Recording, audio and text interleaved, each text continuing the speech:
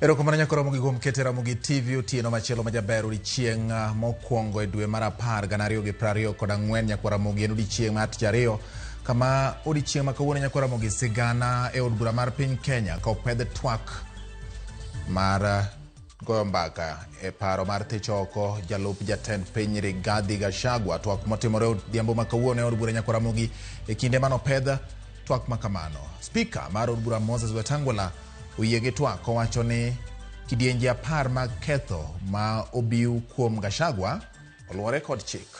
Wan kod magi nyakwara mogi to bende pare kaka en ting' tich ariyo ng'e gwengewa bende nika. Mokwongo tund weche. We are not dealing with an ordinary matter. We are not dealing with an ordinary man. We are dealing with a black man with a very black heart. We want those 291 members of parliament to turn up here the day of voting, Mr. Speaker, without missing any one of them, Mr. Speaker. Gikone to pedhe od bura paro mar dwaro thicho e apisi jalup jatend piny Rigathi Gachagua ka itude kod ketho kidienje 10. Ukiwa na emergency yoyote, wewe unaenda tu kwa hospitali utatibiwa bure. Kora bedo tich matek nikech pesa be na ongego bende tuo. Sirikal oloro ayanga okumba mar thieth mar NHIF kasani mar SHA ema ochako tich jopiny to yudo ng'ikruok e odiochieng' mokwongo. Not all partners manyocha support HIV koro nyalo support fully. Momiyo dwarore ni program koro okaw gi the county government. Joked kod landruok kute mag ayaki dwaro ni sirikal oket omenda moromo e jiwo lwenj kedo kod midekreno.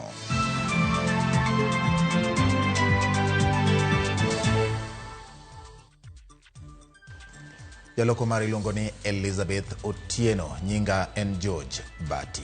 Bethuolo matudri koda namba en 360 Facebook Ramogi TV Kenya, YouTube en Ramogi TV Kenya, kambui mar X en @Ramogi TV KE. Wang'io weche ma osetimore pacho kanya kwa Ramogi odiochieng' ma kawuono. Kawachako kod wach mar twak mar thicho oko Rigathi Gachagua nyakwara mogi ma en oimore.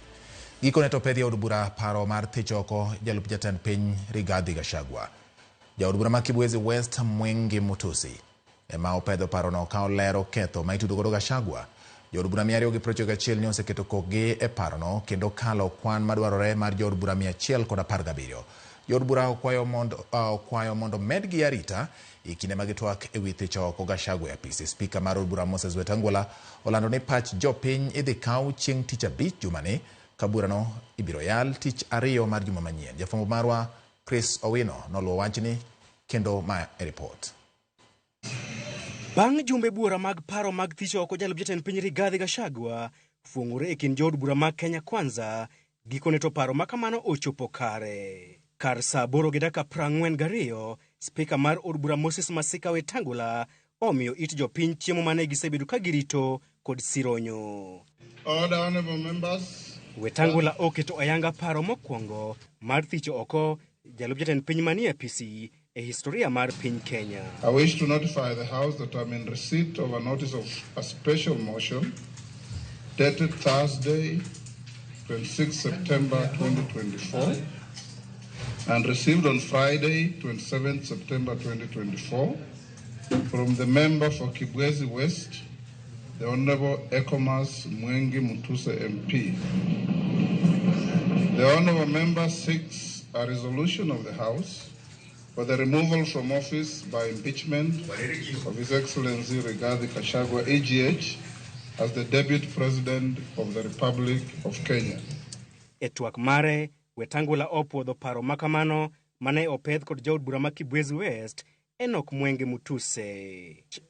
Kaluwore kod Wetangula, paro matero Gachagua dala ochopo dwaro duto madwarore gi chik kuom yudo sir mag jood bura 291 kuom jood bura 117 madwarore mar pedho paro makamano. Having examined the notice of the special motion by the member for Kibwezi West, I find that the special motion meets the requirements relating to form and threshold set out in the Articles 145(1) and 151(b) of the Constitution and Standing Order 64(1). I have also satisfied myself that the number of members who have appended their signatures in support of the special motion exceed the minimum threshold of 117 members in this House. E paro mare, Mwenge Mutuse oseyo Gachagua kuom tiyo ataro mar chik yudo mwandu mag e yo ma ok ong'ere kaachiel gi koso bidhruok e apisi. With this special motion, Mr. Speaker, I am also laying before the table of the House the list of 291 members of the National Assembly who signed in support of the motion. Mr. Speaker, number 3, I will also be laying the bundle of evidence in support of the grounds in the motion. And number 4, I will be laying the list of witnesses, all contained in this bundle. Mr. Speaker, Kenyans will be shocked. Indeed, Kenyans will be very shocked when we finally unravel and demonstrate the grounds and the supporting evidence. Osiep manyien e kind ogai mar ODM Raila Odinga kod jatend piny William Ruto onenore kendo bang' jood bura mag ODM keto kokgi e paro makamano. Moko kuom jood bura mag ODM mane oketo kokgi e paro makamano gin jatend kweth jood bura manok Junet Mohamed, jalet kweth jood bura manok Milly Odhiambo, Otiende Amolo, Samuel Atandi e kind jood bura mamoko. Junet Mohamed, the leader of minority. Honorable Mohamed Abdikadir, Honorable Yakub Ado, Honorable Richard Ken Chonga, Honorable Ali Wario, Paul Abuor, Badu Twalib, Dr. Charles Ochieng, Caleb Amisi Luyai, Elisha Odhiambo. Ataro kod geno mag ji mathoth, jood bura mag Wiper bende osiro parono kata odoko ni ogai margi Kalonzo Musyoka osebedo ka singon jood bura mag Wiper dhi chung' kod Gachagua e od bura. Patrick Makao Kingola of the Wiper Party, Mavoko constituency. Wach machielo mane omako dho jopiny en okang' mar jood bura ma Kiharu Ndindi Nyoro, achiel kuom josiasa machiegni kod William Ruto e gwenge mag Masawa, tamore keto koke e paro makamano. Ndindi Nyoro osebedo ka sayo Gachagua e dweche mokalo kendo inene ka achiel kuom jotelo madhi kawo kar Gachagua e siasa mag Masawa. Moko kuom jood bura mawuok e gwenge mag Mount Kenya kotelne kod jatend kweth jood bura mathoth Kimani Ichung'wah bende okwayo mondo mednegi arita motegno ni mar jal ma giketo e liet en jal ma ok weth. And we have no business to advise the Inspector General and the Director of the National Intelligence Service on what to do. Honorable Speaker, you must direct the Inspector General of Police, who was approved by this House less than a month ago, to ensure that when this House is sitting within the precincts of Parliament and even outside and including committees of this House sitting, Honorable Speaker, members are secured. That, as Honorable Junet has said, we are not dealing with an ordinary matter. We are not dealing with an ordinary man. We are dealing with a black man with a very black heart. Got mar Masawa pod dhi nyime kod bedo mapoth ne jal jatend piny Rigathi Gachagua bang' jood bura 291 keto kokgi e paro matere dala.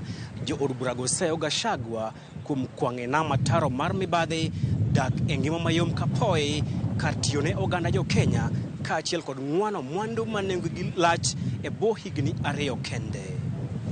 Chris Owino, Ramogi TV, Bunge Tower, Parliament Buildings, Nairobi. Mamedo dhi nyime gi motenore kod wach mar Gachagua kama nyiso achaya ne jatend piny tiyo marach gapisi mare kod yako mwandu sirikal gin moko kuom ketho apar ma itudo kod jalup jatend piny Rigathi Gachagua masani koro omiyo jood bura ochako chenro mar gole apisi. Kaka jafumbo maro Walter Nyambaga lero, Gachagua bende itudo kod ndhogo kuku mar chenro mar arita kwe mapachoka ewi wach mar mibadhi bende yango ni osekuno maromo siling bilion 5 e thuolo mar higni 2 kende. Mana kaka muya duoni ABCD, jalup jatend piny Rigathi Gachagua koro thuolo mar bede apisi koro ni e lwet jo od bura. Ka ibiro thiche oko, koso nyasache mar Mount Kenya nyalo rese. Mane kaluwore kod ketho ma ja od bura ma Kibwezi West Mwenge Mutuse e kod jo od bura 291 okete kokgi ni Rigathi oketho kendo pedho ne od bura mondo thiche oko. Mokwongo, jood bura go koni jalup jatend piny Rigathi Gachagua ni kod ketho mar puso weche mapogo oganda kendo nyalo kelo athuya kendo ok nyakwe. E oboke mopedhi ne od bura olero ni higa mar 2023 E kaunti ma Kajiado, Gachagua ne owacho kaka Kenya en kambi ma jok mokete mwandu mang'eny ema yute mobo magine kako luto ombulu e pachoka. E ketho mar ariyo, Rigathi tudo kod chayo jatend piny William Ruto kod kuku mar jotend migepe. Ka e kethono, oyar ni tarik 30 dwe mar ang'wen, kuku mar jotend migepe ne okalo mondo chak dar jok mojotieti aora mar Nairobi River.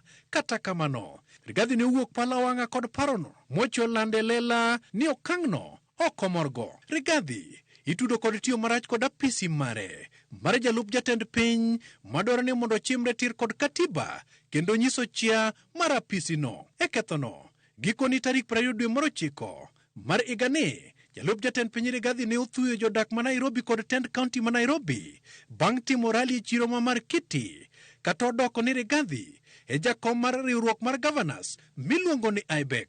Rigathi omien kod ketho mar donjruok kod tije mag doho. Kata odoko ni apisi mare mar sirikal ti kendo chiwo sir ne migepe mag sirikal. Listi mar ketho Rigathi koni higa mar 2023, jalup jatend piny ne odonjore kod jang'ad buche Justice Esther Maina kendo bwogo ngimane ataro mar katiba namba 160 e wang'e mar 5. E ketho mar 5, gikoni Rigathi ok oluwore kod bidhruok mar kitapisine e kata tok chamo mo mar apisi kaka jalup jatend piny kendo dhoge kier nyadi mang'eny. Rigathi itudo kod nyiso kido kod timbe makoch kod fung'o weche mag ayany man kod akwede mag dho udi.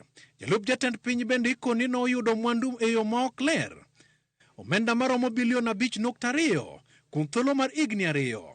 Gimedo ni Rigathi Gachagua kod familia mare moting'o yawuote Kevin Gachagua, Keith Ikinu emotigo kaka weg mwandugo monywando magawa mar Olive Garden, Outspan, Vipingo Beach e kind mamoko. E ketho mar 8, Gachagua mien kod wuondo jopiny kendo wacho weche mag miriambo mondo jopiny oyie ni en e ng'at makare. E gikoni dwe mar 1 mar higani, Rigathi ne okone jopiny ni jang'ad buche Esther Maina e jamibadhi kendo en kod neno mobiro tero doho mondo thul Esther Maina oko kaka jang'ad buche. Bende Rigathi bende ne obiro miriambo ne duol mang'weyo maling'ling The National Intelligence Service. Jatelono ikoni ne odonjore kod kuk mang'ado rieke weche mag arita kwe mag piny. Gikoni tarik 26 mar dwe mar 6 higani, Rigathi kane nitiere gwenge mag Mombasa kama ne owacho weche ma hinyo kit chia mar jatend migawo mang'weyo maling'ling National Intelligence Service ni ne orem chuto jatend piny ng'eyo mathoth e wi ng'anyo mag rowere mag Gen Z. Gachagua bende itudo kod tiyo kod agoko kendo runga pisas mag nyiepo e migepe mag sirikal mondo tim kako dwaro. Gilero ni higa mar 2023, Gachagua ne obwoga pisas e migawo mag nyiepo e migawo mar thieth kodwa ni mondo chwal tenda mag nede kako dwaro. Walter Nyambaga, Ramogi TV. Spika mar od bura Moses Wetangula oyango ni jood bura dhigo ombulu ewi paro mar techo oko jalup jatend piny Rigathi Gachagua chieng' tich ariyo juma manyien. Kaluwore gi mano, Wetangula ong'ado bura ni Gachagua ibiro miyo thuolo chieng' tich ariyo juma manyien mar duoko penjo wi weche ma imienego e bura mar techo oko e apis.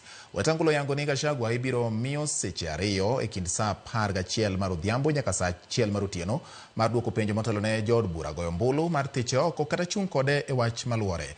Kaluwore kod pek ma lemo ma Gachagua omako e sirikal, Wetangula oketo tenge chieng' tich 5 jumani kaka odiechieng' mar kawo pach jopiny wi paro mar techo Gachagua e apisi. House Business Committee will seek a resolution of the House to suspend the sitting of the House on Thursday, 3rd October 2024, in order to facilitate the administrative arrangements for public participation, and B, hold a morning sitting on Tuesday, 8th October 2024, and commence an early afternoon sitting on the same day to consider the special motion. The House to afford the Deputy President an opportunity to be heard either in person, through a representative, or both. Further, the House is under an obligation to accord the Deputy President the right to fair administrative action under Article 47 and the right to fair hearing under Article 50 of the Constitution. The Deputy President of the Republic of Kenya is entitled to appear before the House in person through a legal representative or both during consideration of the motion. The Deputy President be notified of his right to appear on the said date and the allocation of time from 5 p.m. to 7 p.m., 2 hours. Additional arrangements shall be considered if the need arises in consultation with the National Police Service.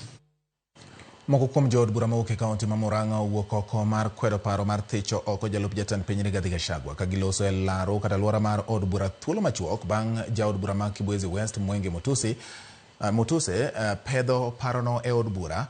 Jood burago wacho ni Gachagua ne ok omi thuolo mar duoko penjo e wi weche ma itudego.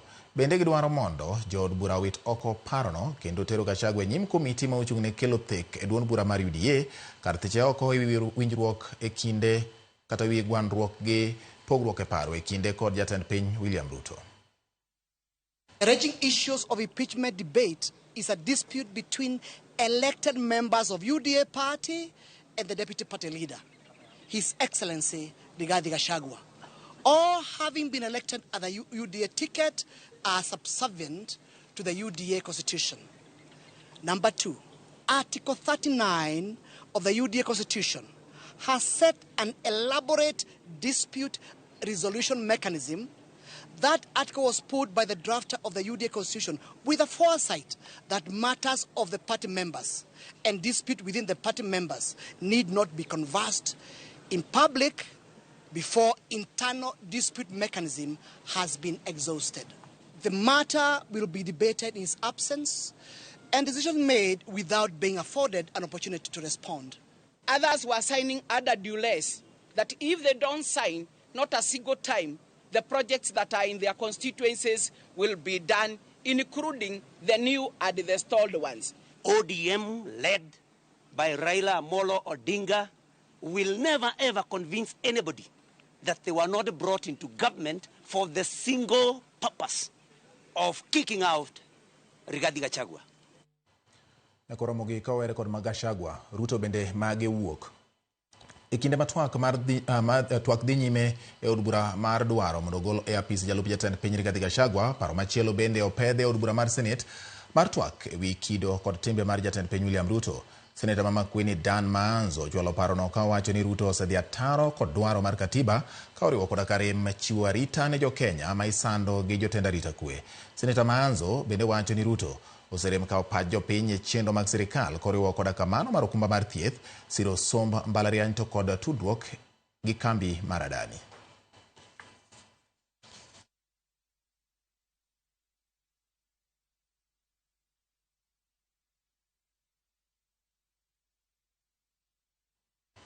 Kowere kod mago nyakwaro mogi wadhiani motende kod weche mag do weyo jakedo ne ratich oganda ma bende osebedo ka soko wang' sirikal Morara Kibaso gi omenda ma chieng' maromo siling 50,000 kendo chiko ni ibiro ng'e ka en kod ketho tarik 4 mar dweni e kinde ma gibiro duoko penjo wi ketho ma oket kuomgi. Magi timore e kinde ma kweth mag rowere bende ne obedo akich alwora mar doho ma Milimani ka gidwaro mondo we Morara thuolo.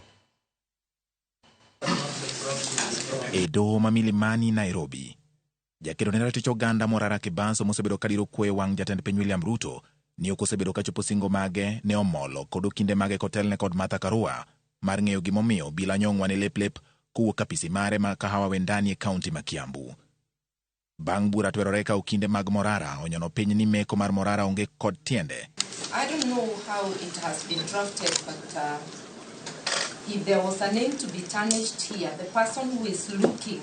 Do ne oyie mar weyo Morara kod omenda ma chieng' maromo 50,000 motelo ne ng'eyo ka bende en kod ketho tich abich tarik 4 dwe mar 10 mar higani. The accused person is granted cash bail of Kenya shillings 50,000 with one contract person. Issued to be delivered on 4th of October this year at 2 p.m. Oko mar doho, kweth mar rowere nobedo akicha ka gichiko itgi ne gima timore e doho. Dwaro margi en mondo we Morara thuolo. Bang' wuok e doho, Morara ne oriwore kod kweth mag rowerego kendo molo kodgi nyaka e chuny boma ma Nairobi ka omedo seyo sirikal kuom meko mare kendo tiyo kod agoko kuom oganda jo-Kenya. Kata obedo ni obila noke e chuny boma ma Nairobi mondo rowere kik roch chenro mag arita, Morara manocherore e apeyini e chuny boma ma Nairobi ka otene kod kweth mag rowere oseyo sirikand Kenya Kwanza ka okoni en onge kod ketho kendo pod obiro medo chung' motegno e kedo ne ratich oganda jo-Kenya. magitimore kinde mane en gavana ma kaunti ma Kiambu Ferdinand Waititu bende nochwale doho kod ketho mar golo dhok manyalo siayo oganda, kendo bang'e to noweye kod rambun mar 50,000 ka en bende ochike mondo odogi e doho tich abich tarik 4 mar dweni mar ng'eyo ka en kod ketho kata oyo.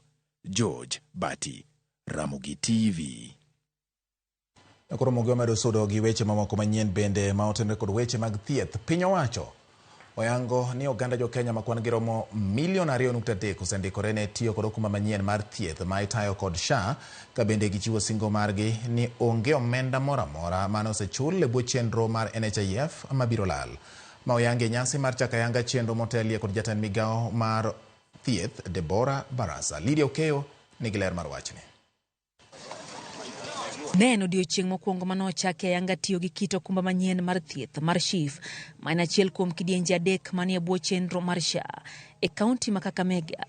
Jatend migao mar thieth Dr. Deborah Barasa notelo nyasi makamano. Wakenya, mtusijisajili, unaingia tu kwa health center ama dispensary na utatibiwa bure na utapewa madawa bure. Ugonjwa haupigi hodi. Hakuna mtu ako na pesa nyingi wakati wote mfukoni, na ugonjwa siku hizi unagharimu pesa nyingi. Na waomba nyote tujisajili kwa SHA kutumia mfumo wa *147# halafu ufate maagizo. Barasa omedo kwa oganda jo Kenya mondo mi omed ndikore kaka yorno ne giyudo thieth makare. Olero ni jogo mondikore biro yudo thieth mapoya manono ka jogo mosendikore mar chulo 2.75 mar osachgi biro yudo thieth osiptende mag level 4, 5 kod 6. Ukiwa na emergency yoyote, wewe unaenda tu kwa hospitali, utatibiwa bure, na hiyo tunakuhakikishia. Ya tatu ni social health insurance. Tunasema once you register and contribute, yani ukijisajili na utoe malipo kidogo sana ya 2.75%, utaweza kutibiwa level 4, level 5, level 6. Jagoro mongiore migao Mary Mudhoni manoyore nyasi onogo ne kaunti ma Kisumu kama nojiwo joamine mondo mi ondikre kaluwore ni SHIF biro konyo chulo omenda mag konyruok maromo siling 17,000 ka mine madhie pala ibiro chulnegi siling 32,000 e bwo chendone. Mothers who are pregnant are very important because Linda Mama is going to cover for that. It is going to cover for antenatal care, is going to cover for time during delivery, and equally it will cover for postnatal care. Initially we used to pay 17,000 for cesarean, now it is going to be 32,000. The mothers will be allowed to visit the health facility to equally get advice and also postnatal care. Ojiwo oganda mondo mi osir nyamrerwa mabiro konyo e ndiko oganda katiyo kanyakla gi ruodhi mag gwenge. They are coordinating together with the national administration, the chiefs and the sub-chiefs. They will be able to mobilize people and also be able to explain to them what are the benefits that each one of us is bound to have. Osingo ne oganda jo Kenya ni onge omenda mora mora mabiro lal e bwo chenro manyien ne kabinde omedo ni omenda manose chule bwo kitoko machon mar NHIF ibiro chwali e bwo chenro manyien mar SHIF. No money is going to be lost. If you had overpaid in NHIF, that money is going to be rolled out into Social Health Authority. So nobody is going to lose their money simply because they had overpaid. Maybe they had paid for a whole year and they can see that we are coming to the end of the year. Lydia Okeyo, Ramogi TV. Ramogi chieng' mokwongo ma piny owacho osedayanga chenro manyien mar thieth midendo ni SHA, jotuo e ute mag thieth ma pacho ka ne okalo e midhiero kaluwore kod loro mar okumba mar thieth mar NHIF. Moko kuom jotuo mane onego bed ni miyo thuolo mar wuok e osiptende ne okwamo ni mar onge kaka ne ginyalo chudo, kama moko ma bende ne onego bed ni yudo thieth e yor okumba mar NHIF bende ne ok oyudo thieth. Kaka jafwambo marwa ma Mombasa George Okolero, thoth jotuo koro ywak ni chenrono manyien kelo negi midhiero moloyo ama ne giyudo e kinde mane gin kod NHIF. Majaramogi Oginga Odinga Teaching and Referral Hospital ei Kisumu. Kae ne wayudo ka oganda makwar mag jotuo dhogi omoko bang' piny owacho loro ayanga chenro mar chudo e yor okumba mar thieth midendo ni NHIF. Koro kacho hospital ka to jo hospital ng'isa ni NHIF ok ti, ni mondo adhi ang'adi adhi ang'ad receipt. To mano gima ne ok aikora ne, nikech ang'e ni chef cover gimoro amora. Koro abedo gi tich matek nikech pesa be naonge go, nyathi bende tuo. Ayudo discharge nyoro chieng' wuok tich. Kanya biro ka by saa 5 kama, nyisa ni system ok ti. Marito kendo achaka mondo kawuono early as possible. Ochako kwera ni system ok ti. Masepangra ka koro didek. Koro kwang'eyo ni to which kind of government ma wan go. An gi bill mar 154,452. Koro kana biro mondo jogo timna clearance, to gimara dogodo mobuoga en ni NHIF system pod ok ti. Koro kapenjogi ni nyaka karang'o, ginyisa ni kata gin ok ging'eyo. En gino ma gikoni ne opoyogi ka jogo ma bende ne onego bed ni wuok e ute thieth ne bende ok nyal wuok ni mar ne ok ginyal chudo e yor okumbano. Ywak gi maduong' en ni piny owacho chal ni ne osidho chenro manyien mar SHA maonge ikruok makare, gino ma gikoni ne onego ketie tim mana bang' yango ni chenro duto oseiki malong'o. Onge kaka gitimre kodwa to wan waywak kendo wang'iyo wang' gitir kama kaka gitimre kodwa onge. Koro wana wakwayo sirikal ni ka gidwa konyo jopiny to kanyo gikelo muradi manyien to gino nonego bed ni opik automatically matiende ni olokre dichiel mana kaka ka ng'ato tiyo gi generator ten gi stima. Ka stima olal to generator kawo dichiel. Ok ni kendo kore ka ni kia ni network ok kwany. Wan gi jotuo osiptal. Osemi discharge. Idwa bedo nyaka karang'o. Wako sirikal mondo ginyiswa nikech kata ka iloso ndara matiyo pile, nyaka divert ne joma tiyo gi ndara machielo ma gitiyogo for the time being. Makitieko loso ndara cha to giduogo ndara no.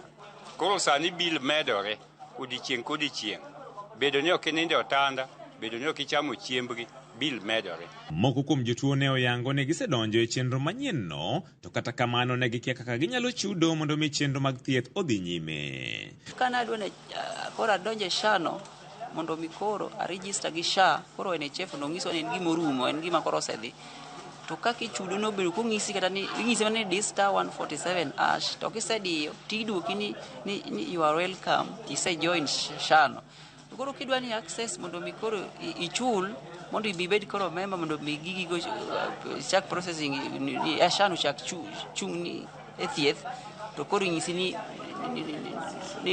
iriti nyaka chieng' sirikal landi kaka ichudo. Ywak ma kamano ne bende onyiedhore e kaunti ma Mombasa, kuma jopiny koni piny owacho ne odwa rikni gi chenro manyien no kapok gichiwo ler ne jopiny ewi kaka otiyo. SHA ni ok wang'eye nikech pok onyiswago, nikech kana an member mar NHIF to nang'eyo ni kopo ji lokore ji dhi koni to gikawo mana data from the NHIF. To koro sani ma ji chako register ni to an akiaye pok opimnwago be wakia kaka otiyo. Na mimi mwanangu wafanywa dialysis kwa wiki mara 3. Sasa hiyo pesa yote nitaitoa wapi mimi? Naomba nilipe 31,000 kwa wiki, hata mwajiriwa mwenyewe hawezi. Sasa tuomba serikali tuangalie sisi wenyewe wagonjwa sugu kama ya kansa na dialysis. Dialysis muhimu sana. Ukikosa dialysis siku 2, siku 3 ujue waweza kwenda hata ICU. Luoro margi en ni jotuo mathoth kidek hinyore to chutho bang' ute thieth moko, koni jotuo duto nyaka to koro chulnegi pesa ma aching' ni mar chenro no pok ochako tich e yo makare. Mimi yewe hii message hapa nimeweka mara kadhaa, ananiandikia sore, not naandika sore. Sielewi. Sasa watu wengi pia hawaelewi kitu na mnaenda. Sasa naomba hiyo kitu abaki vile vile kama ni kwa NHIF. Hii NHIF umetumika muda nyingi, mwaka yote Kenya ubate huru mpaka leo tunatumia NHIF. Sasa tunaomba hii kitu abaki vile imekuwa. George Aoko, Ramogi TV. Dakika 29 bang' saa 3 mar otieno, weche manyien mag imore kae Ramogi TV ka oyueyo mokwongo nyaka Ramogi kamoro amora ma intiere. Kamano kuom yierowa kendo miwa thuolo mar kelo ni weche gi aching' kowuok e konde duto mag piny Kenya. Gi kinde ni wang'iye moko kuom ote ma owuoro mapiyo. Fred Kabia Nyong'o wacho ni yamo loko ne jatend piny manade ni Bati kitimo maber titimo ne in iwuon, to kitimo marach bende itimo mana ne in iwuon. Mano wach mowacho ka Dadi Wuod Samson kawuok Gembar Kalari wacho ni ngeyo makare, wacho ni awuoro kaka wabunge timore gi jalup jatend piny Kenya. Clinton mar Rapogi wacho ni SHA otamore na donjo, penj na jolony to itime nade. Weche pod medo wuok motendore kod mano. Erokamano ahinya Wuod Samson. Charles Mawuod Ahero awuoro kaka Kenya pek bang' jalup jatend piny rumo to ichako lu jatend piny bende. Wacho ni tomit na okay. Ramogi TV neno malere gwenge mag Okana. Harrison wacho ni en bende wagile kendo warwake kanyo. Erokamano ahinya neno ka Evangelist Wuod Omuya bende okone neno wayo makare ahinya. Awuoro siasa ma Kenya ka lokore kaka sadhi mano Niko Tiel majamagoto. Erokamano Andhi jalup jatend piny Rigathi Gachagua kende dala ok berna nowinjo gidhi mana gi jatend piny bende kaka negidonjo ji ariyo. Sama Japancha kantiere Migori mawacho kamano. Erokamano Mwalimu Wasariko Ngalo mar Masara wacho ni weche manyien donjo yo makare kendo mayom ahinya kendo timo mos ne Collins Susoda. Erokamano kuom lal mar wacho ni otimo mos ne Collins Susoda kuom tho mar babane Pamba Suda. Erokamano Nyoto Lela ngisani weche manyien Ramogi TV kele yo makare wacho ni timo mos ne Nyamera Doli kuom wito jaode mos ahinya ne Doli. Wuod Tsunami wacho Gachagua tek kone uru mondo obi god kwer ka baba kapok oromo oromo Tuesday mondo lemne Dudu Bayeri ko Wuod Nyaseme kantie Uruba Migori. Okay, erokamano ageno ne winjo ote bati an be agoyo ombulu mar Techo Gachagua oko Pio Ndwari mawacho kamano. Ma ombulu mar Jod Bura Ndwari. Okay. Frika bia nyongero kamano ahinya. Kasto George Ben jamar ko duogo wacho ni aluwo chenro makare kabisa ko duogo North Kanyamkago ka Jaro Soja bende undiko ka okoni bati. Kaluwore gi kaka aneno od bura, aneno ka rigi ji dhi dala, ng'ato oring ong'ad ne jalup jatend piny rieko mondo kaber to ng'i kaka katibu yiene onyalo kata gwe tao kapok othiche oko. Kapo ni othiche oko to aparo ni onge ofis mora mora mar siasa ma onyalo dhi chung'e. Joka ok dwar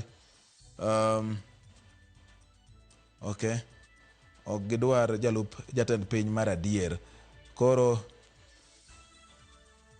jalup jatend piny dhi chamo siku kaka dhano ma kawaida. Mano Jaro Soja osiep Raymond Omolo Daktari PS. Nyakora Mogi we mondo wakaw yweyo gi ka nikech pod wan gi mathoth ahinya e weche manyien mag imore. Ma en Ramogi TV.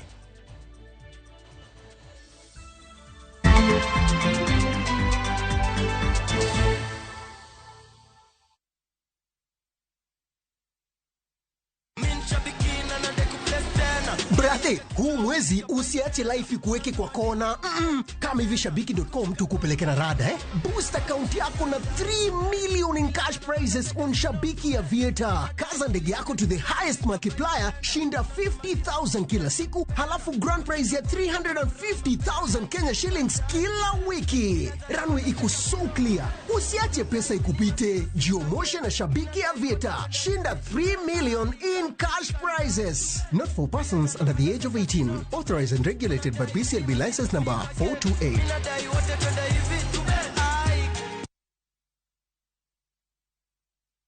Female genital fistula FGF en tuo ma ikelo kod muoch ma oremo kuom kinde malach ahinya to kokawo okang' mapiyo mar manyo thieth. Ma nyalo kelo mol mar oko matin gi maduong' ma ok chung'. Kik ibed gi luoro. Fistula inyalo geng' kendo nyalo thiedhore. Royal Media Services, Migao mar thieth e County ma Migori, M-Pesa Foundation, kaachiel kod Flying Doctors Society of Africa. Sani kwayo mine ma odak kod tuo mar fistula mondo wuog oko ne thieth manono mar fistula. Mabiro timore tarik 20 dwe mar 9 higani mar 2024 nyaka tarik 2 dwe mar 10 higa mar 2024 e Migori County Referral Hospital. Monige mathoth ywa tole namba 0727 337 337 kata 0735 337 337. Kanyakla waduokuru nyadhi gi geno ne mine ma odak kod fistula.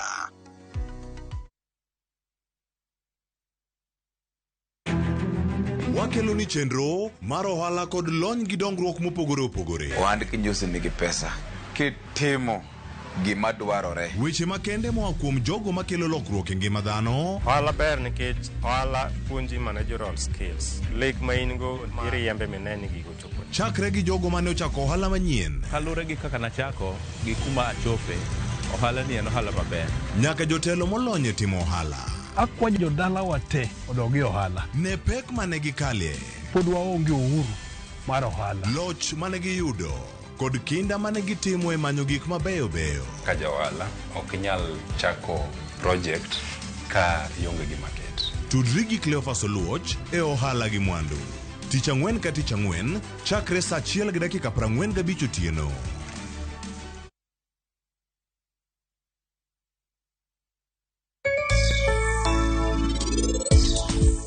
Ng'ani bende wiye ber adier? En sechung'e koth kanyo kuom seche marom nade?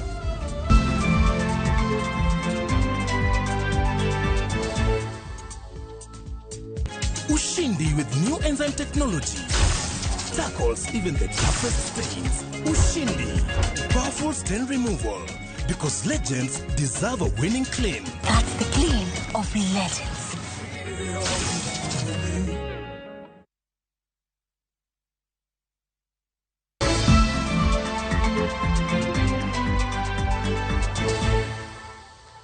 Nakoromo gi wasudo, jaduong' moro majegni 70 kod min ode majegni 55 ne otho bang' mach wang'ogi e odgi manitiere gweng' ma Yalabi, Kawino, sublocation Rachunyo South e kaunti ma Homa Bay. Masirano manotimore e iko gwen ma kawuono ne ojuko Joseph Onunga kod min ode Judith Mucha kane rik gininde yodno. Jalup ruoth ma gweng'no Eriko Pere olero ni masirano ne ofwenyore mana kane mach osewang'o jodongogo. Ichich ni dibed ni majno ne otia gi ji kata ng'at moro mane kod paro marach ka koro nonro dhi nyime.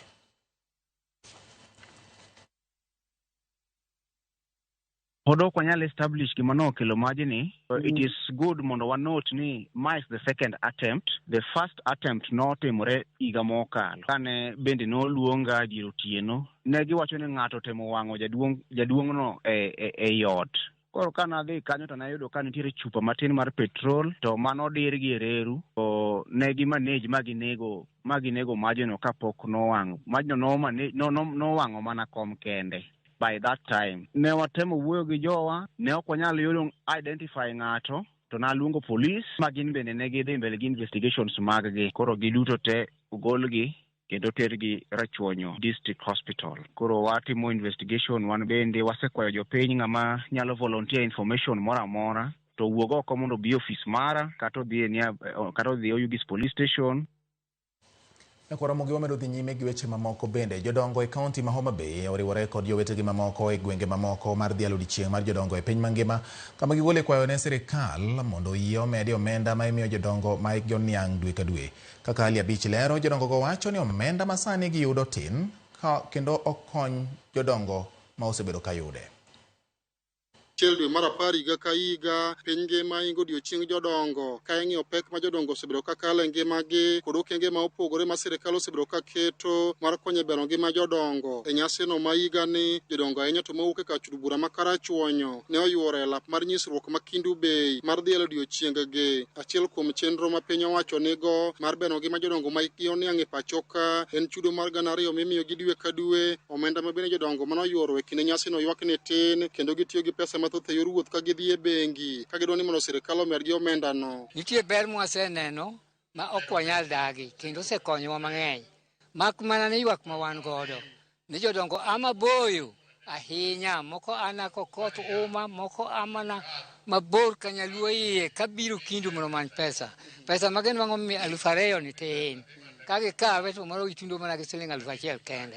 Wakwayo gi muolo ni ka sirikal oyie omedwa pesa ni obede kata mana 5,000 okony jodongo. Tin mokwane konyalo konyowa e yo maler nikech en siling 2,000 ni kigole samani kadhi agole Oyugis. Koro Oyugis kidhi kode kiduogo en siling 100 gi 1,000 gi 600 ema dong'ni. Koro ok onyal konyowa e yore duto mantiere. Bende sitima bende waonge go wan wa mudho makata ide ya. Jodongo bende ywak e chenro mag thieth ma giwacho ni giyudo yo mowinjore nikech omenda mamoko kuom giyudo dwe ka dwe tin mok nyal kawo ting' mar thiedhogi. Gidwa ni mondo sirikal okaw ting' mar chulo ne jodongo omenda mag thieth ka okalo okumba manyien mar thieth manochako tich e pacho ka mondo jodongo matuore oyud fuong'ruok. to samoro jodongo gi wuone nyikwayo moko odak godo ma wuone gi kata mine gi be nosetho. Koro magi duto ting' gi bete wi jodongo gi.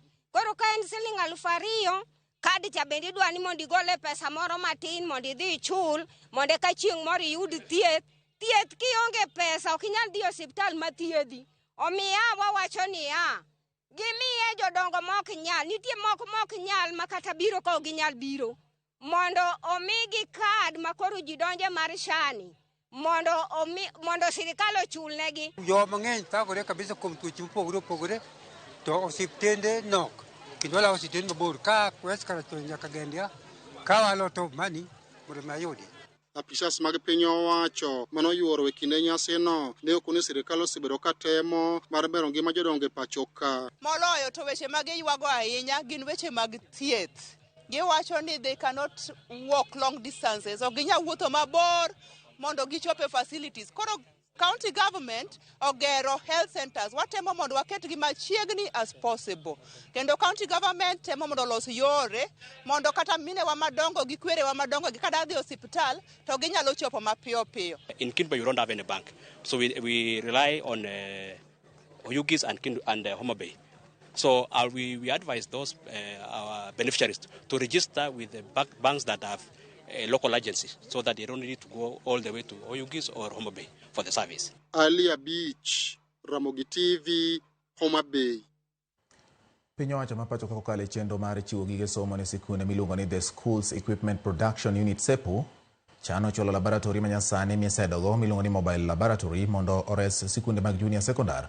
Koloso kod jofwambo e boma ma Naivasha, jatatije mar SEPU Joel Mabonga oyango ni sikunde duto biro yudo gige somogo motelo ne dwe mar achiel mar higa manyien. Jatatije mar kar tiegruok mar the Kenya Institute of Curriculum Development KICD Charles Ongondo to owacho ni sirikal ni kod chenro mar medo kwan jopuonj kaachiel kod klese mag tieko midhiero mag nok mag klese sikunde mag junior secondary.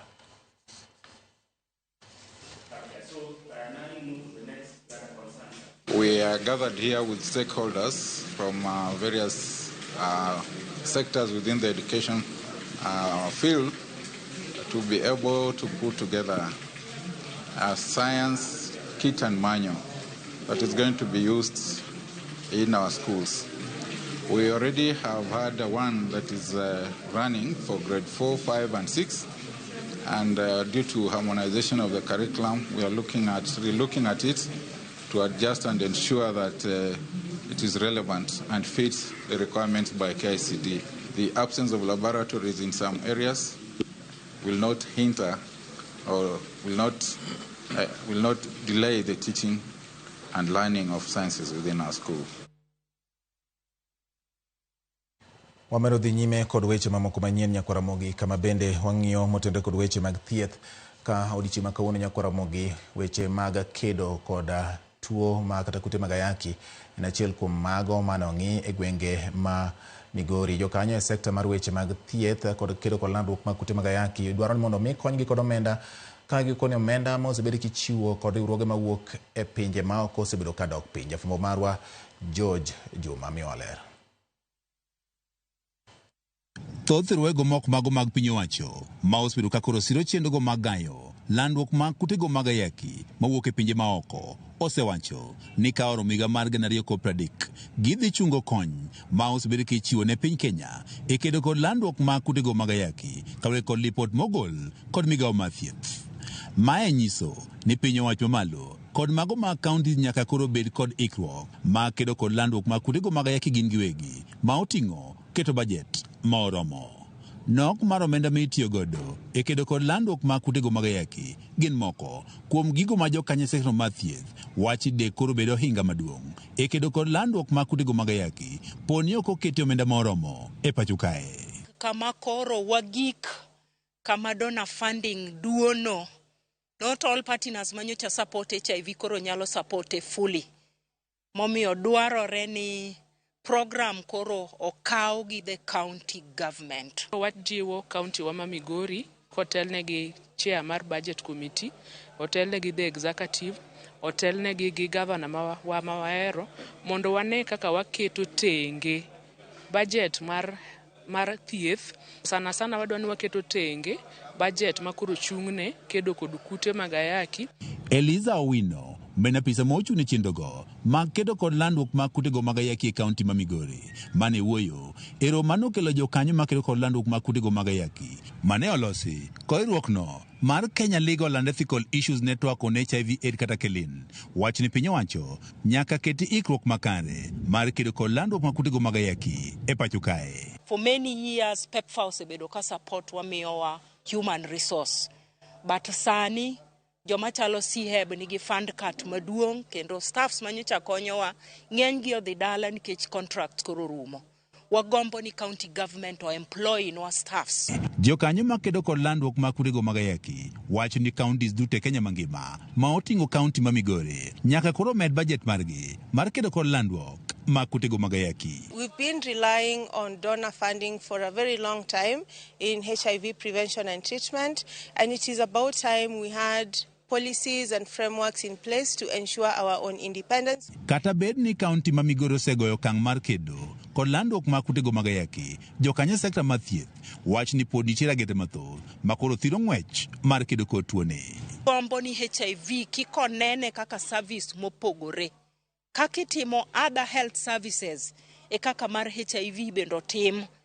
Waonge ga separate center mar HIV services. We need to work towards ensuring that there is accessibility, affordability, availability, and the effective implementation of these tools. We need to ensure that there is a deeper understanding of the different perspectives of the networks of people living with HIV and AIDS and the policy makers. Nyaka sani lipot kuom migawo mar thieth yango ni 9.6 mag oganda e kaunti ma Migori babende koro nyiso ne kuom ji 100 ji 10 koro dak kod kutego mag ayaki e kaunti ma Migori. Wan gi estimated number of people living with HIV maromo 76,000.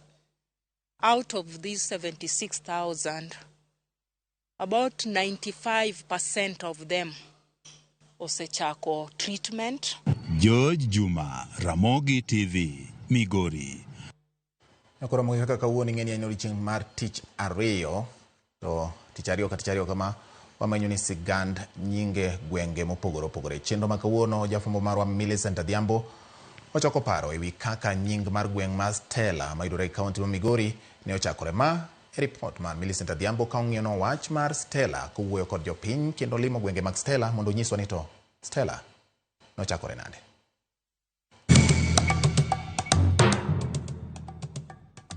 Nyakora Mogia Juang machiegni kendo e telo machielo e chendo ne mar ng'e gwengewa. Kalapapla mar ng'e gwenge pod onenore mana e kaunti ma Migori. Ofuyo kowuok kod jope ma obiro Opiyo kama ong'ere ni Stella. Mana kaka pile wachako kod paro mopogore mowuok kuom jogweng' e gino ma giparo madine mi chak gweng' kata center ni Stella. Ne awinjo ni ne nitiere mzungu moro manodak ka mane miyo to niluonge ni Stella. Koro ka nobiro nena around ka to nodhi oketo gima chalo orphanage nogere kumoro ka. Koro orphanage no ema koro harakati mowuok to nying no odhi otamba e iye ka olandore ni ka iluongo ni Stella. Chake Stella kuom jaduong' moro niluongo ni Alfred. En jaduong' mane nigi maendeleo mokwongo ka. Badala ni malo ka. Nilisikia kuna mama fulani alikuwa mzungu, alikuwa amekuja, alikuwa anaishi maeneo haya ya Stella, ndio maana ilibaki ikiitwa Stella sababu alikuwa anaitwa Stella. Miyo mane luongo ni Stella. Tukoro nikech mano chako Stella to nyinge benen Stella ma giwacho ni wewa ya ohala nying mama ni keche iluonge ni Stella. Bang'o joparo mopogore ma jogweng' oselieko kosenyo kod nono mar Stella, we koro wawinja nena adiri motenore kod kuku mar wach e wi gima dine mi chaka luora ni Stella. Nying Stella en mar min yo wuoga ohala ma iluongo ni Nathan Ondego, owadgi Alfred Mudeis. To wuon gi ma wuon yo wege business ma Stella ne iluongo ni Mudeis. Mano emano bedo kaka nying no nochakore mar miyo mane onyuolo ni weg Stella no. pande kaka kanyo giko mar chakruok mar nyingno. Min wego hala ma mi wego ne Nathan Andego ma wuod Mudesi, koro Stella ne jaod Mudesi. Senta no nochak gi jaduong' ni Titus Omido ma Jamargol, ne ema nokwongo gero dukni ariyo kanyo. Koro Stella ni to jogo nobiro ng'iepo ma gichako business. Alwora ni to okochake Stella. Alwora ni iluongo ni Mukuyu kaluwore gi skul manikani. To Stella nobiro kaka trade name. Ng'ato nobiro go hala mar bane nitiere nyako moro mane miel sana yo western kocha kamoro ni Chavakali. Nyako no niluongo ni Stella. Kore mano kawo that name obiro kete ba to chako business mar ba moluongo ni Stella. Manying mari Mukuyu cha nolal nikech Mukuyu no stand for school gi kanisa. Tom Stella landore kod wach mane kata timbe mage ei Migori ka. Ida Odinga dala gini mana bathe ka. Koro oja Stella ka. Koro emomiyo ne nying no medo landore ahinya. Jaod Raila aka miluongo ni Ida Odinga. Oaka mache dala gi mae kanisa molimi. Area no mano lopgi. Emomiyo koro samoro nyabe nong'ere mar ariyo gi sikunde be nochako chon. Ma grubwa mar miel ni Stella ka. Ne junction madhi Sibuoche, Buare, Migori, kata kod Jope. En nying mare konyo welo ma mabor kaka Western, kaka moko gi Asrari, moko gi nyaka Tarime. To bende Stella ni kod dongruoge ma osenyuolo ne jodak mawuok e alwora ni. Chon ne wan mana gi kibanda, lakini gi sani waneno ka change nitiere. Waneno ka dukni nitiere ma bende permanent. Restaurants gini king'iyo bathe kanyi neno ka nitie. Kine kaka sani wan gi Petrolika, wan gi dukni bei, wan gi gik mopog sani neno ka mine bende uso ka. Koro mage dongruok kombe neno sedhi mbele. To gi orphanage bende en ka to nochako po. Ka nolo stage ne onge ka. Kidhi bathe ka mine be use. Wan gi police station manokel kanyo for security. Bende wan gi dispensary miluongo ni New Care. Mane poko mombiro bang' yao that center. School ka olos maber mar nochako kanisa ochako nyuolo school ma iluongo ni Mukuyu Primary. School mar primary nochako nyuolo secondary. To gin rem mage ma jodak ma Stella pod ywago mondo mi okelnegi alwora ni, mondo Stella oting're malo okelnegi lokruok. Sirikal ogernwa chiro moro. Ochako kunynwa cho ma yande wan godo ka. Cho chande ose firisika ma sani eri en cho moro modinore. Agombo ni min pinga aka miluongo ni Ida Odinga. Sikundwa no bede one of the excellent schools in Migori County. Mar ariyo king'iyo Migori, the whole of Migori County waonge golf club. Golf club wayudo mana Kisii to gi Kisumu. Puoth gi manindo ka manono ni kinyalo loke golf club. Nyalo kelo pesa mang'eny to nyalo ndiko ji mang'eny ka kabisa. Ramogi. Wan gi timbo mar miel. Wagombo nuluongwa kanyo. Wabi wa miel. King'iyo YouTube ka idhiro ne Flash Crew Kenya. E timba. Koro gimono wakwayo serikal. Ang'eni gidhi watch gini Ramogi ka. Stella ka king'iyo yo madhi malo cha. Kane form tuno lande ga ne en Tamak Road. Basa ndipo den maram.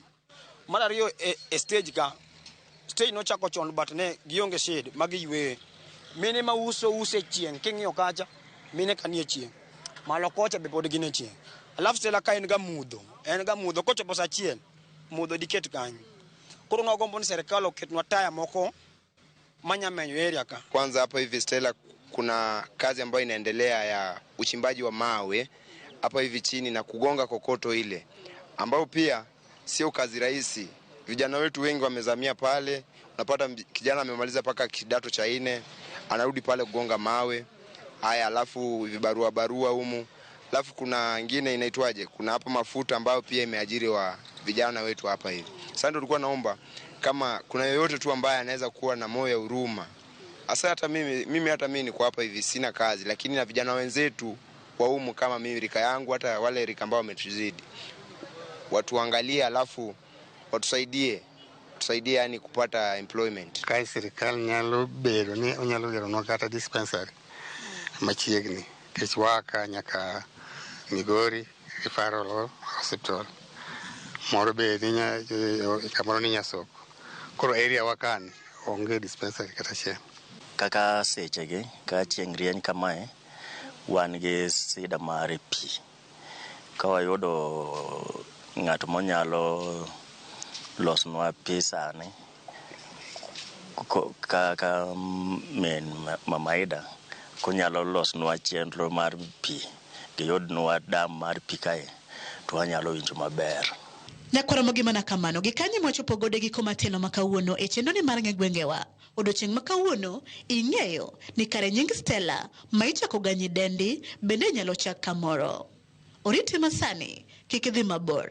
Medikete mane wang' Joy Mari nikech juma manyien bende duogoni kod nono mar gweng' machielo. Nyinga Millicent Adhiambo kata Kiero inyaluonga ni Nyaboma.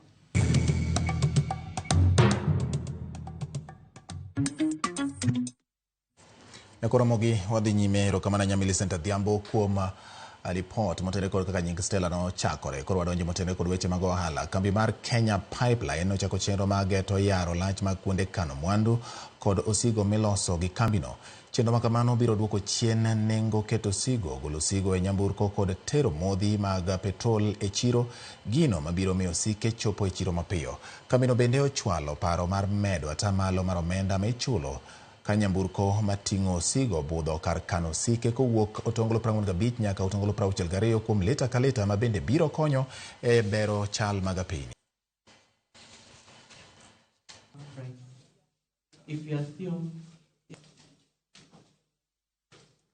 The reason why they're applying for this tariff is they want to upgrade their infrastructure because the volume consumed in the country of petroleum products is increasing, and in order to increase efficiencies and to reduce delays and to better serve the customer, they need to upgrade their infrastructure. That does not come for free.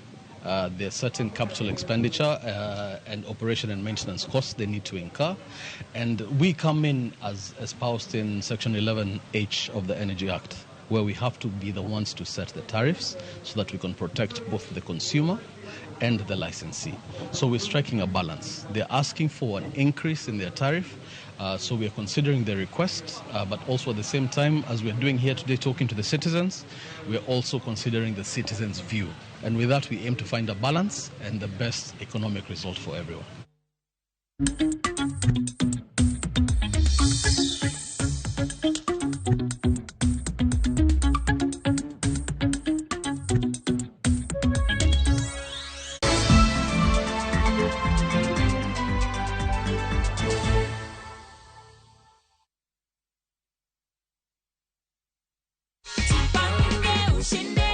Wakati ulipigiwa simu ukaambiwa ati umeshinda 50,000, ulikuwa wapi na ulikuwa unafanya nini? Mimi ni mkulima, nilikuwa kwa sababu nilifurahia sana. Aya, sawa, shikilia check. Tunakuaga na the Jipange goodie bag pia. Unaweza nini watu home kulingana na hidro ya Jipange ushinde na visasa? Nawaambia tu waendelee na kucheza. Hata mimi natamani milioni 1 ama milioni 3.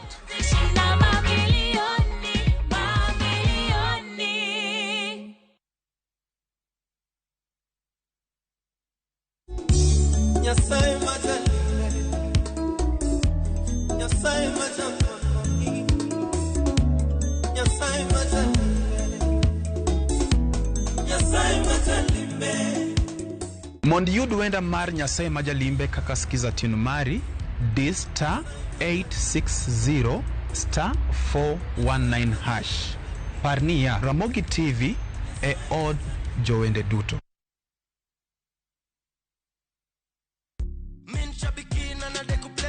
My name is Godfrey Mwirigi Minyori. I come from Meru. I'm a fan of the Aviator game.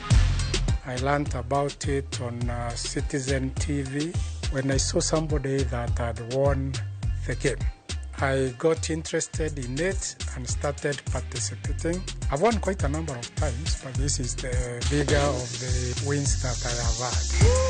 I like the game because it's a game that you can play anytime, anywhere, and it has no bias. And here you can see I'm getting my check for my recent win. Niko na project kadhaa zenye zinaendelea, itaingia kwa hizo project na tunashukuru kwa Avieta. Avieta ya Shabiki.com inakupa the biggest multiplier in Kenya. Shinda up to 50,000 times your stake. Yani ukiweka stake ya 100 bob, ndege ipeperuke, unashinda 5 million within seconds. Changamkia Avieta on Shabiki.com. Not for persons under the age of 18. Authorized and regulated by PCLB license number 428.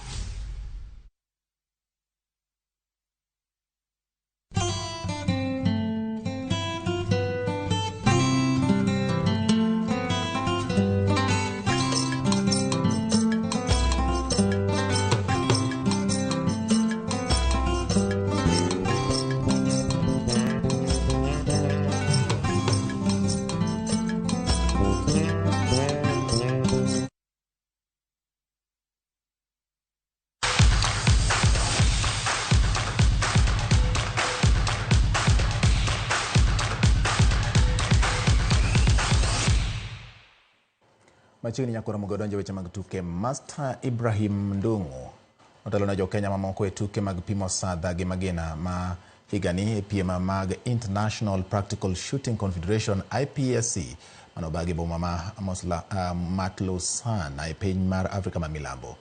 Ndung'u matugo ne tim mar Bamburi Rifle Club kachiel kod Morris Njagi, Ashu Senik kachiel kod Suhaib Timimi nokonyo Kenya tieko e thuolo mar ariyo kidieny mar Production Division.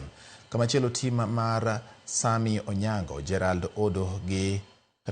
Edo gi Mohamed Aden noloyo medala mar bronze e kidieny mar Production Optic ka Isa Jasmiez Sian gi Mohamed Ramadan notieko e thuolo mar adek e kidieny mar Open Division.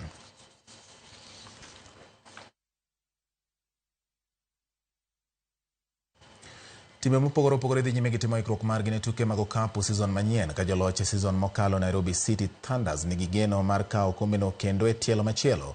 Thunders noloyo tim ma okelo kanyakla jotugo mawuok Sudan ma milambo matugo pacho ka points 101 kuom 79 e tugo mag osiep.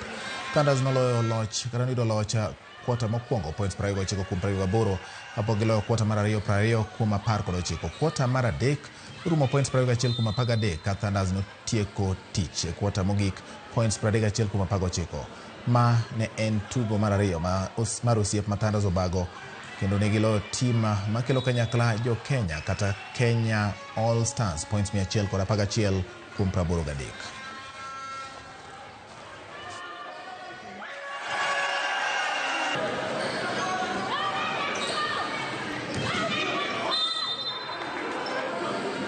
Kawasudo ni tuke mag golf mosir kod bengi mar NCBA ochopo e ng'iende kama jotugo pod medo ng'ado tiko mag finals mibiro bagi tarik 29 dwe mar 11 gani alap ma Muthaiga Golf Club.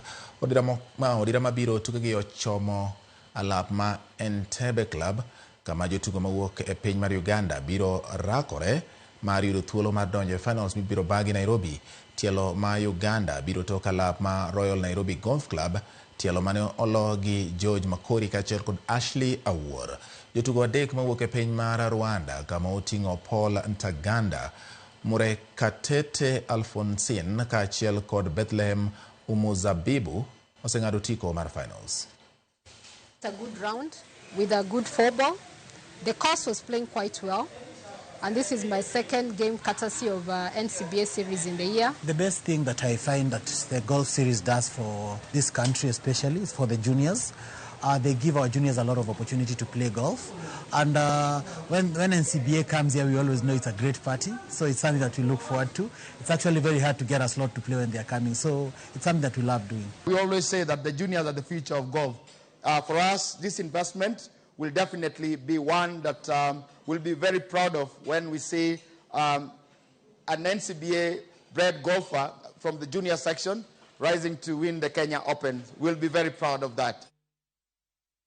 Kambi mar goyo punda mar Shabiki.com odhialo joloch ariyo gi mich maromo siling 574 na pesa makanyakla. Victoria Mwangi ma en jadak maburuburu e jaloch majumani e piem mar Jomoshe na Avieta ya Shabiki. Mwangi noyudo omenda maromo siling 350 bang' fuyo ndege e bor mamalo moloyo. Kamachielo Lydia Njagi oloyo bonus maromo siling 224,301 e kidieny mar Shabiki Super Jackpot. Njagi bedo makare tuke 12 kuom 15 jackpot.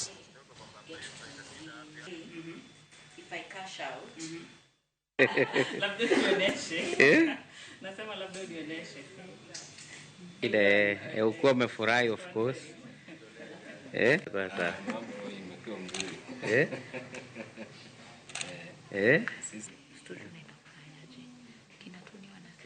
I'm here because of Shabiki.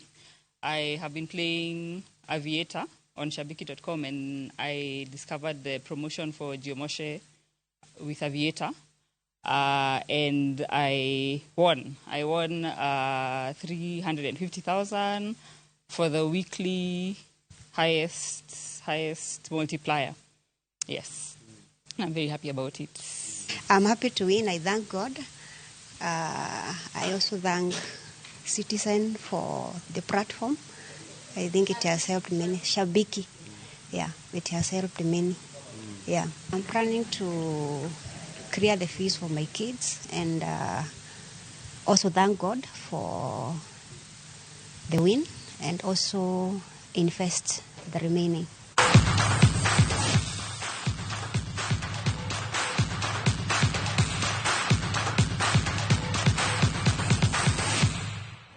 Erokamano nyakora mogi kuom yiero Ramogi TV thuolo maro mar weche manyien mag oimore chope giko mare. Poch gi pak ni in kuom yiero Ramogi TV nyakora mogi makalo ga japeng achiel ma Bomb Center gwenge mag Yondori kocha bende wacho ni entiere kodwa kendo mora ahinya gi weche manyien. Ruto odhi adhiya dala kod Gachagua kik ng'ato we wadgi chien. Ogweno George Jakido be ema wacho kamano. Erokamano Ogweno George in bende ka ikete Ramogi TV. Aukidi boka ntiro yani Masai wacho ni otegi Gachagua Muslim Mondijinga kantiere kod Nyakarungu ka gentiere Ulanda. Erokamano Pastor Komborwa bende kona neno Ramogi TV yo makare. Sa Director Dominic Akogo mano wuduriri bende kona neno Ramogi TV yo makare. Bruno Oliende mar Suna East koni Ramogi TV kelo weche manyilni kendo maler mokalo. Mana kanyo kinde duto te wageno ng'eyo matut kendo yudo ng'eyo kowuok e Ramogi TV kaluwore kod gik matimore gwenge mapacho ka kod mago matimore pinje maoko. Nyakora Ramogi Yena monda lore gi kanyo. Jaloko mara osebedo Elizabeth Otieno. Lindsay Simani osebedo director mara e kiru mara ariyo mar weche manyien nyakora Ramogi. Jago picha mara osebedo Ernesto Woodnam Chumbi. Kowuok e odwa mar keyo weche kata kawo weche manyien. Kanyo jachung weche Ken Moga, Jailieta gi jatendwa Jay Bonyo. Poch gi pak elo gi nyakora Ramogi reporters waduto te mano kere kendo wuok mar choko weche gi mokelo negi achiel kachiel. Gin bende wamigi poch gi pak. Kao kamano an bende poch gi pak kuoma. Nyinga en George Bati. Oriti masani.